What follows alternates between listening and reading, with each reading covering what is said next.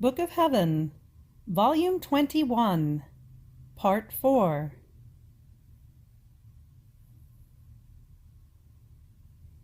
March 22nd, 1927. How one who lives in the divine will lives in the echo of the voice of Jesus. Effects of the rising of the sun of the divine will in the soul.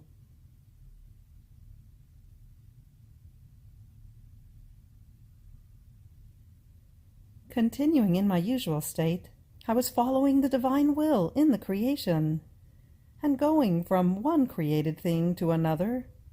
I called my sweet life, dear Jesus, to come together with me to follow the acts of his will in all created things. But since he was not coming, I felt the nail of his privation piercing me through. And in my sorrow I said to him, "My Jesus, I don't know what to do in order to find you. I have you called by your justice in the sea, by your power in its roaring waves, and you do not listen to me. I have you called by your light in the sun, by the intensity of its heat that symbolizes your love, and you do not come. I have you called by your immensity, by all of your works in the vastness of the vault of the heavens, and it seems it is not for you. But tell me at least, what should I do to find you? If I do not find you in your own will, in the midst of your works, which are your expanses, where can I find my life?" But while I was pouring out my sorrow, he moved within me, saying to me, "How beautiful is my daughter! How beautiful it is to see your littleness, as though lost within my will, searching for me in the midst of my works, and not finding me. And I, my Jesus, you make me die. Tell me, where do you hide?" And Jesus, "I hide within you. And besides, if you hear the voice of someone, by hearing his voice, you can say that he is already near you. Now, my will is the echo of my voice. If you are in it, and go around through all the works of my Fiat, you are already in the echo of my voice. And since you are in it, I am near you, or inside of you, giving you, with my breath, the flight to go around up to where my voice reaches, and up to where my Fiat extends."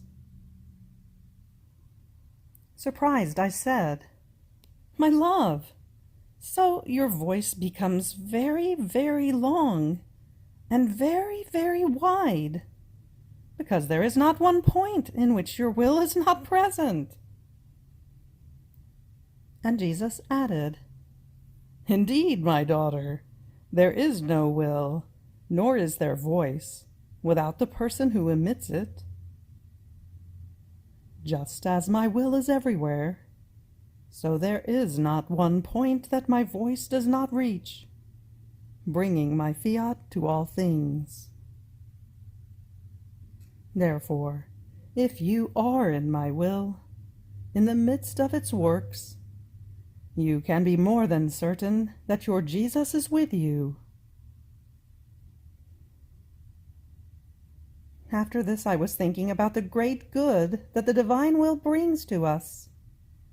And while I was all immersed in it, my sweet Jesus added, "My daughter, when the sun rises, it dispels the darkness and makes the light arise, It changes the humidity of the night with which the plants have been invested, in a way that they lie there, oppressed, torpid, and melancholic.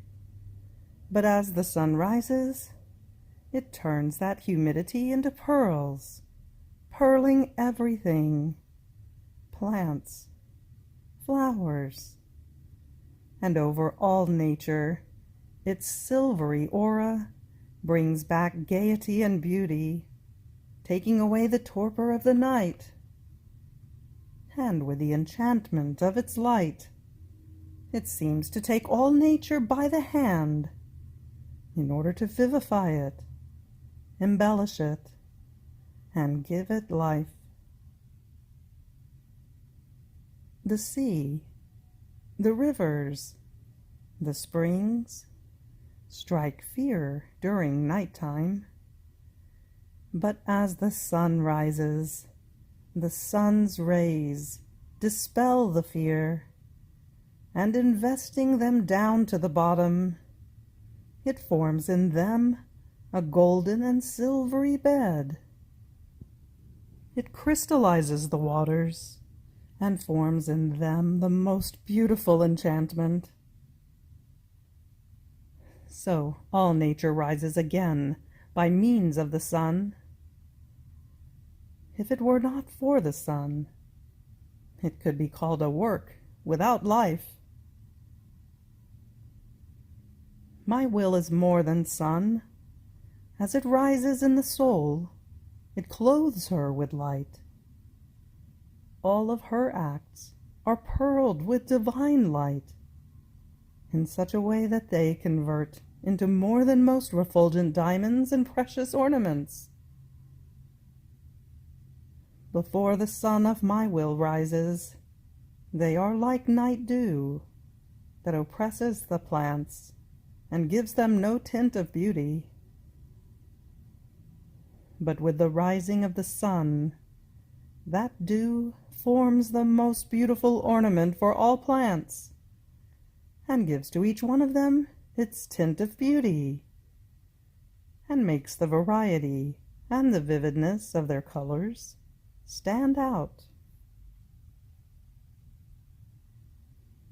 In the same way, as my will rises, all the human acts become invested with light.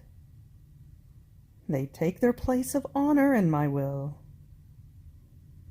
Each one of them receives its special tint of beauty and the vividness of the divine colors in such a way that the soul becomes transfigured and enveloped with an indescribable beauty. As the sun of my will rises, it puts to flight all the evils of the soul. It takes away the torpor that passions have produced. Even more, before the light of the divine Fiat, passions themselves lap up that light and aspire to convert into virtues, to pay homage to my eternal will. As it rises, everything is gaiety, and even the pains that, like seas at night-time, strike fear in the poor creatures. If my will rises, it puts to flight the night of the human will, and taking every fear away, it forms its golden bed in those pains, and with its light it invests the bitter waters of the pains, and it crystallizes them into a sea of sweetness, in such a way as to form an enchanting and admirable horizon. What can my will not do? It can do everything, and it can give everything. And wherever it rises, it does things worthy of our creative hands.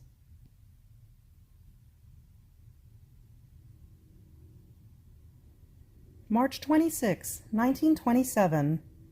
One who possesses the divine will is the call of all the acts of it.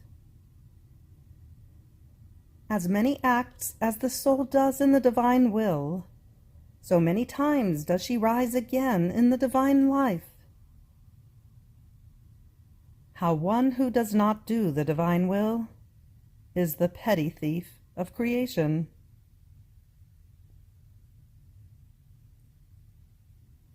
I was thinking to myself, when I go around in the supreme will, following its acts in creation and redemption, it seems that all things speak. All of them have something to say about this admirable volition. But when I am occupied with something else, all things remain silent. It seems that they have nothing to say. But while I was thinking about this, the sun penetrated into my little room, and its light pounded on my bed.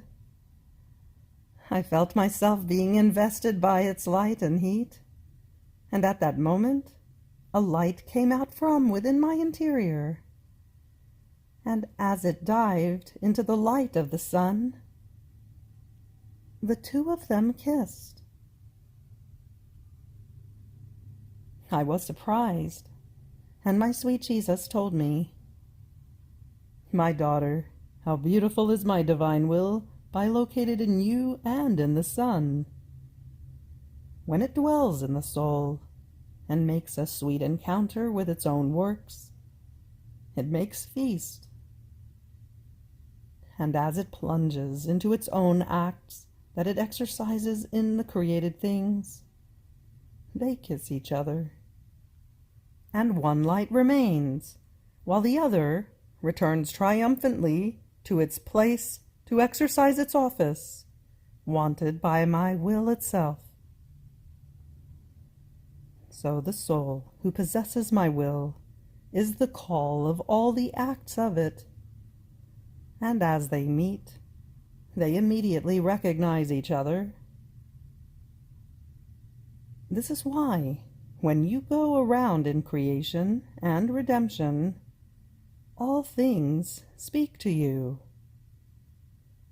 Those are the acts of my will that speak to you within them. In fact, it is right that one who possesses it knows its life, that while it seems to be divided among many created things and distinct in many different acts, is yet one single act.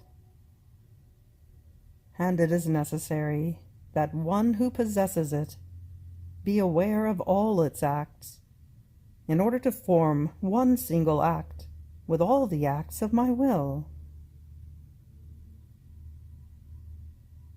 Then, while following the acts that the Supreme Fiat had done in redemption, I arrived at when my sweet Jesus was in the act of rising again from death, and I was saying, "My Jesus, just as my I love you has followed you into limbo, and investing all the inhabitants of that place, we have asked you all together to hasten the coming of the kingdom of your supreme Fiat upon earth. So do I want to impress my continuous I love you upon the tomb of your resurrection, so that just as your divine will made your most holy humanity rise again as the fulfillment of redemption, and as the new contract that would restore the kingdom of your will upon earth, in the same way, with my incessant I love you, following all the acts you did in redemption, I ask you, I pray you, I supplicate you to make souls rise again in your will, so that your kingdom may be established in the midst of creatures." Now, while I was saying this and other things, my beloved Jesus moved in my interior and told me, "My daughter, as many acts as the soul does in my will, so many times does she rise again in the divine life. And the more acts she does in it, the more the divine life grows, and the more complete becomes the glory of the resurrection. Therefore, the foundation, the substance, the light, the beauty, the glory, are formed by the acts done in my will.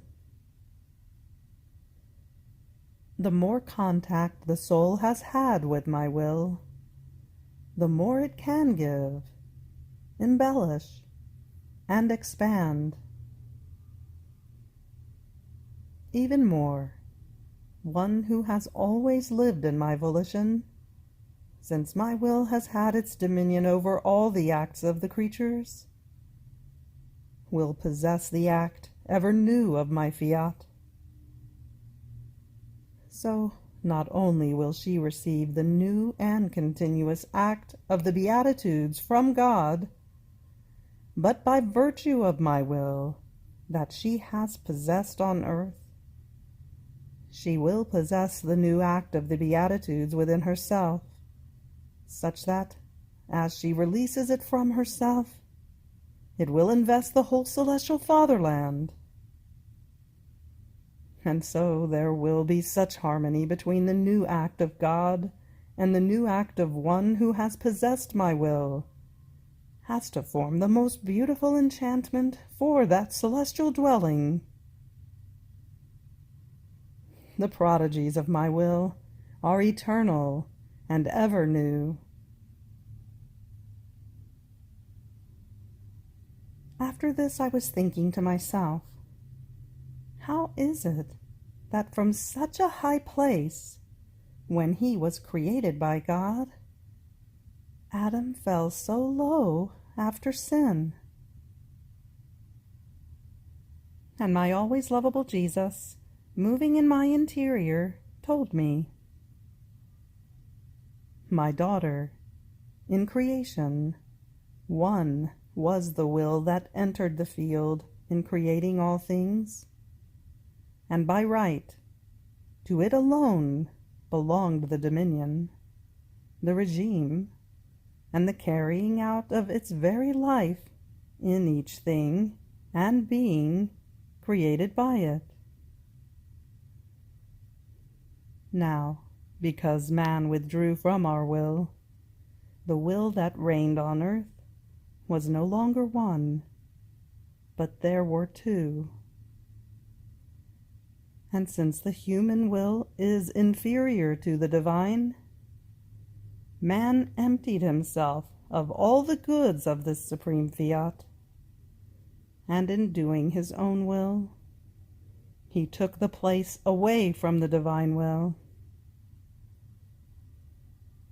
And this was the greatest of sorrows. More so, since this human will had come out of and had been created by the divine will, so that everything might be its own property, its own dominion. Now, by withdrawing from our will, man rendered himself guilty of stealing the divine rights, and by doing his will, nothing of the things created by this fiat belonged to him any more. So he was to find a place in which our creative work did not extend. But this too was impossible for him. This place cannot be found. So while he was not with our will, he would take from the things that belonged to it in order to live. He would make use of the sun, of the water, of the fruits of the earth, of everything. And these were all thefts that he made against us. So by not doing our will, man rendered himself the petty thief of all our goods. How sorrowful it was to see that the creation was to serve so many deserters, so many who did not belong to the kingdom of the divine Fiat. And for as many creatures as would come to light and would not live in our kingdom, not letting themselves be dominated by our will, so many places would our will lose upon earth. It happened as in a family, in which, instead of the father being the one who commands and dominates, all the children command and dominate, who are not even in accord among themselves. One commands one thing, another something else. What sorrow for this poor father in seeing his dominion taken away from him by his children! And what confusion and the disorder in this family! Much more sorrowful for my supreme Fiat was that the work of its own creative hands took away its dominion from it, and by doing his own will, he put himself against mine, taking the right to reign away from it. My daughter, not doing my will is the evil that encloses all evils. It is the collapse of all goods. It is the destruction of happiness, of order, of peace. It is the great loss of my divine kingdom.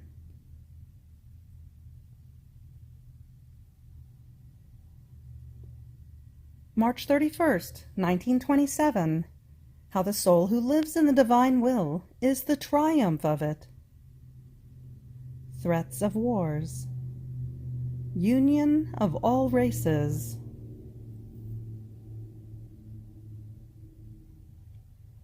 I felt all immersed and abandoned in the divine will, and while I continued my acts in it, my sweet Jesus, moving in my interior, told me, "My daughter, the soul who lives in my divine will is the triumph of it.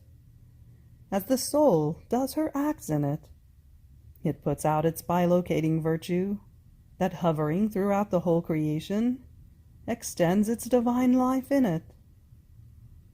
So, the soul who lives in my will gives me the occasion to bilocate my life for as many acts as she does in it, and therefore, not only is she the triumph of my will, but it receives more honor from the soul who acts in it than from the whole creation. In fact, in creating each thing, God placed in some the shadow of his light, in some the notes of his love, in some others the image of his power, in others the flowerings of his beauty. So each created thing has something that belongs to its creator. But in the soul who lives in the divine Fiat, God places all of himself.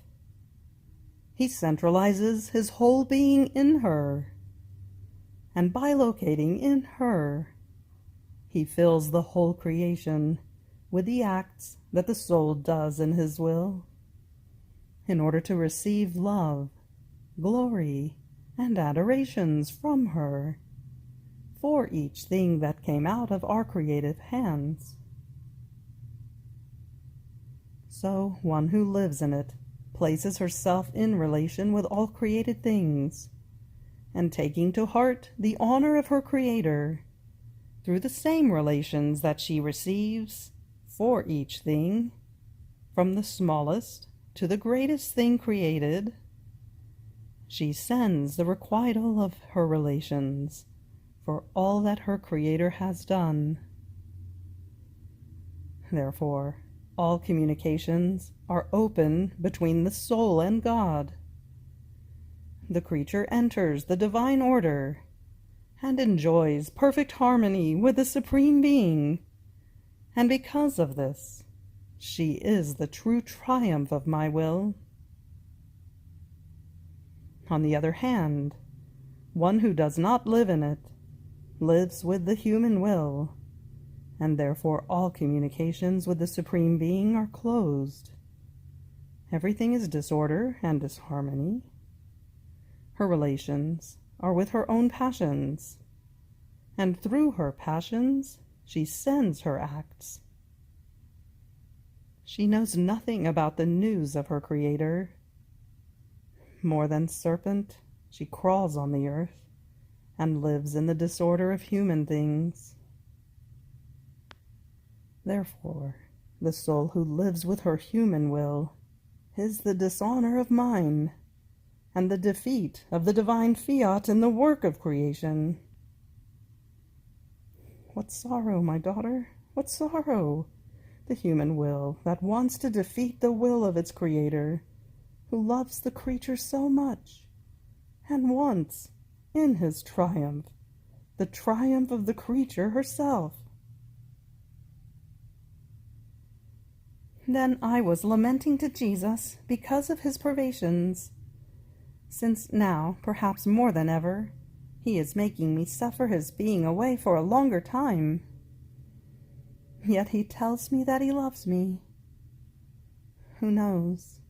He might end up leaving me completely. But while I was thinking of this, my sweet Jesus moved in my interior, surrounding me with light.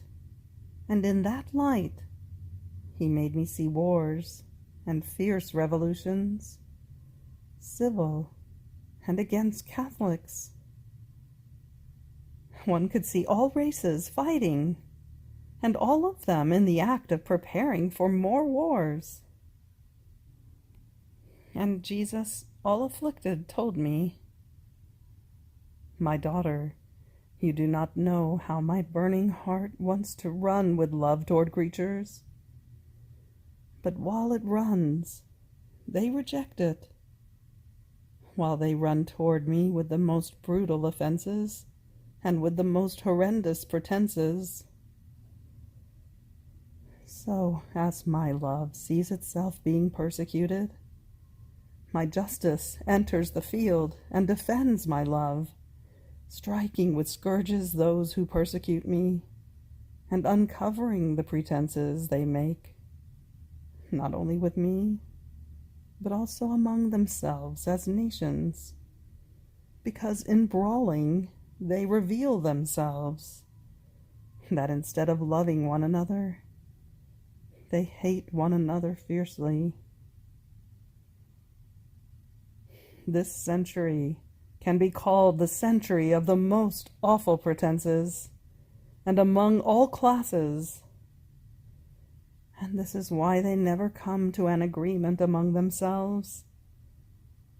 And while apparently it seems that they want to agree, in reality, they are plotting new wars. Pretense has never brought true good, either in the civil order or in the religious order. At the most, a few shadows of a fleeting good. And so here is how they are converting that peace, so praised with words, but not with deeds, into preparations for war. As you can already see, many different races have united to fight, some with one pretext, some with another, and more will unite together. But I will use the union of these races, because for the coming of the kingdom of my divine will, it is necessary to have the union of all races by means of another war, much more extensive than the last one, in which Italy was involved financially. Through the union of these races, the peoples will come to know one another, and after the war, the diffusion of the kingdom of my will be easier. Therefore, have patience in bearing my privation. This is the void that my justice wants to form in order to defend my persecuted love. You pray and offer everything so that the kingdom of my Fiat may come soon. You have reached the end of the Book of Heaven, Volume 21, Part 4. Fiat.